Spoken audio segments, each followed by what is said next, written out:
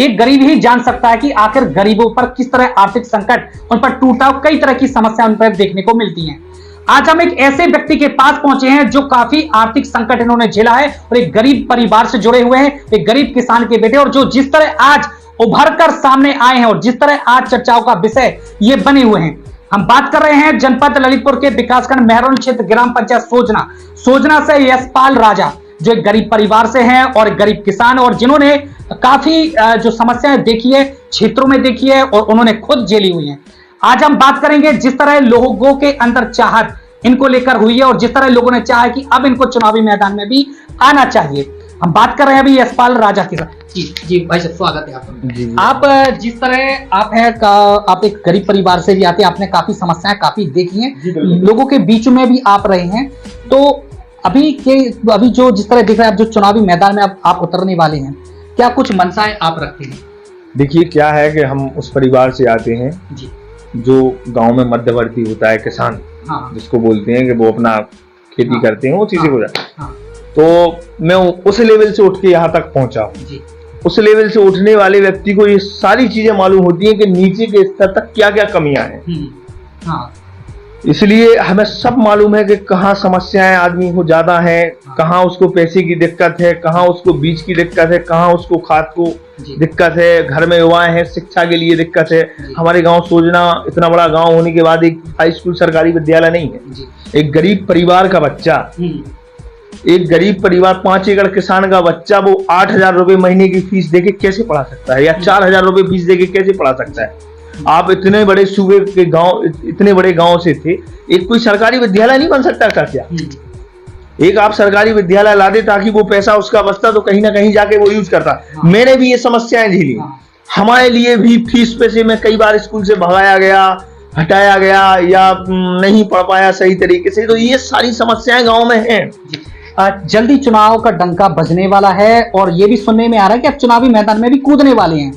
तो ये आपको नहीं लगता कि एक छोटा से परिवार का व्यक्ति, गरीब परिवार का व्यक्ति मैदान में आता है, तो वो लोग जो आज के समय में राजनीति में अपने पैर जमाए हुए, तो कहीं ये बात उनको खटकती है? क्या लगता है? बिल्कुल ही खटकती है। कोई ये नहीं चाहता कि हमारी फील्ड में एक गरीब परिवार या एक किसान का लड़का ऊपर आए और आके हमें टारगेट करे या हमें फाइट करे, क्योंकि वो यही चाहते हैं, वो सामंतवादी टाइप की प्रक्रिया चाहते हैं कि मैं भी राजा रहूं, मेरा लड़का भी राजा रहे, मेरे पिताजी भी राजा रहे।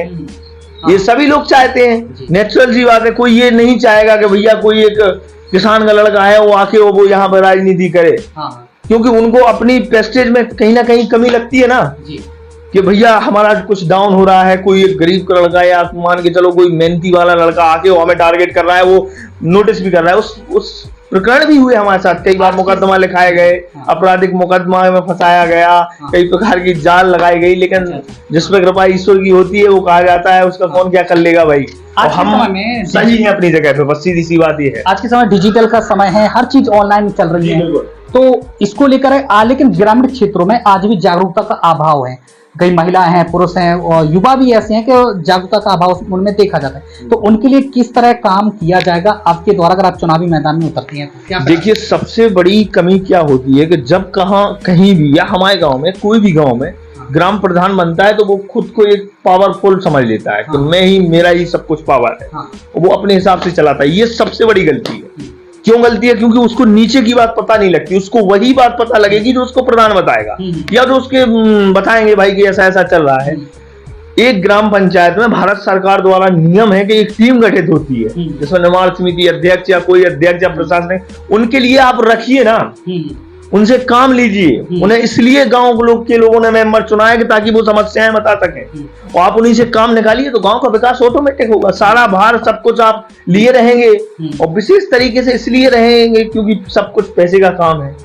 उन महिलाओं के बारे में क्या सोचते हैं जो बुजुर्ग हैं, विकलांग यानी दिव्यांग है, और जिनके आज लंबे समय से वो अधिकारियों के दफ्तर के चक्कर लगा रहे हैं, लेकिन जो जिम्मेदार हैं वो भी अपनी जिम्मेदारियों से दूर भागते हुए देखे जा रहे हैं, तो उनके लिए आप क्या कहेंगे? उन महिलाओं के लिए जो परेशान आज हैं, जो महिलाएं, पता है कि कोई परिवार रजिस्टर की नकल हो गई या आपका मृत्यु प्रमाण पत्र हो गया, 8-10 दिन लग जाते हैं। वहां से मेहरौनी से सोजना से मेहरौनी आने में करीब 1 आध घंटा का समय लगता है, साधन का अभाव है।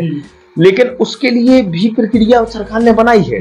सरकार ने तो अपना सारा काम किया है। तो गांव में भी सुविधाएं, एक पंचायत सहायक चुना गया जो कि गांव में बैठ के ये सारी व्यवस्थाएं करे, लेकिन वो ऑटो मोड है, आपको केवल एक्टिव करना है, वो सब कुछ सिस्टम चलेगा, लेकिन कोई करना ही नहीं चाहता। आप उनका उपयोग कीजिए ना, आपसे ये थोड़ी बोला जा रहा है कि आप घर से यूज कीजिए, आप उनका सही उपयोग कीजिए। जो आपका पंचायत सहायक नया बनाया गया है वो इसीलिए बनाया गया था कि उसको पंचायत भवन में बैठाया जाए, ताकि वो गांव की समस्याएं गांव में ही निकल हो सके, उसको परिवार रजिस्टर की नकल गांव में ही मिल सके। बाकी देख सकते हैं कि जो सुविधा है वो गांव में मिल सके, इसके लिए भी सरकार ने व्यवस्थाएं करवाई हैं, गांव में ही ऑनलाइन प्रक्रिया हो सके, इसके लिए भी तमाम व्यवस्थाएं की जा रही है। और कई कार्य ऐसे हैं जो आज के समय में गांव में ही सुविधाएं वो होती हुई देखी जा रही है। लेकिन बात करेंगे हम कुछ कार्य ऐसे हैं कि जो केवल कागजों में समझ कर रह गए हैं और सारे दावे हवा हवाई भी देखे जा रहे हैं। बने रहिए हमारे साथ, और भी गांव लेके चलेंगे और जिम्मेदार लोगों से ऐसे ही मुलाकात करवाएंगे, क्या कुछ कहते हैं, किस तरह सोच रखते हैं, किस तरह